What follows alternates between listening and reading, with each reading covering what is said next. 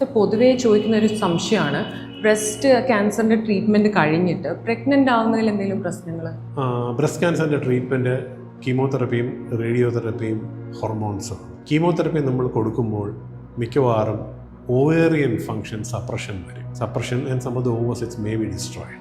രണ്ട്, ഈ ഒരു സ്പെസിഫിക് പീരിയഡിനിപ്പുറത്ത് പ്രഗ്നൻസി അലൗ ചെയ്ത് കഴിഞ്ഞാൽ ഫീറ്റസിന് പ്രശ്നങ്ങൾ വരും. അതുകൊണ്ട് നമുക്കൊരു സേഫ് പീരീഡ് നമ്മൾ ഡിസൈഡ് ചെയ്തിട്ടുണ്ട്.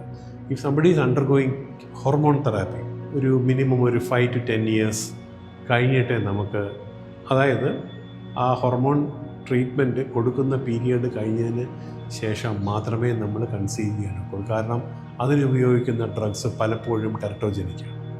കീമോതെറപ്പി ആണെങ്കിൽ after completion of chemotherapy you will ask them to wait 2 years. പക്ഷേ ആ 2 years she should not be on any other medications. അപ്പോൾ കീമോതെറപ്പി കഴിഞ്ഞ് 2 years ശേഷം മാത്രമേ നമ്മൾ പ്രഗ്നൻസി അലൗ ചെയ്യാറുള്ളൂ. ഒന്ന്. രണ്ടാമതൊരു വലിയ ഇമ്പോർട്ടൻ്റ് ആയിട്ടുള്ള കാര്യമുണ്ട്.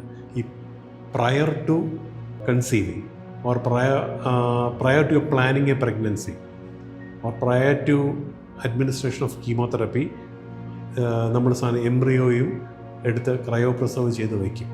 അത് എന്തിനാണെന്ന് വെച്ചാൽ പിൽക്കാലത്ത് ചിലപ്പോൾ കീമോതെറപ്പി എല്ലാം കഴിഞ്ഞ് കഴിയുമ്പം if pregnancy is not possible we can use it. Ovarian tissue ഇതുപോലെ ഫ്രീസ് ചെയ്ത് വയ്ക്കാറുണ്ട്. അതുകൊണ്ട് what you say is chemotherapy കഴിഞ്ഞ് കഴിഞ്ഞാൽ 2 years after chemotherapy we allow a pregnancy.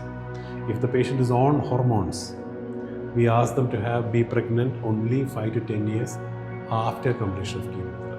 Because chemotherapy hormones മിക്കവാറും 5 years ആണ് അത് കൊടുക്കുന്നത്. ഒരു 1 or 2 years കൂടെ കഴിഞ്ഞതിന് ശേഷമേ നമ്മൾ പ്രഗ്നൻസിക്ക് അലൗ ചെയ്യാറുള്ളൂ. അല്ലെങ്കിൽ ചിലപ്പോൾ ഫീറ്റസിന് ടെററ്റോജനിക് എഫക്ട്സ് ഉണ്ടാകാൻ സാധ്യതയുണ്ട്.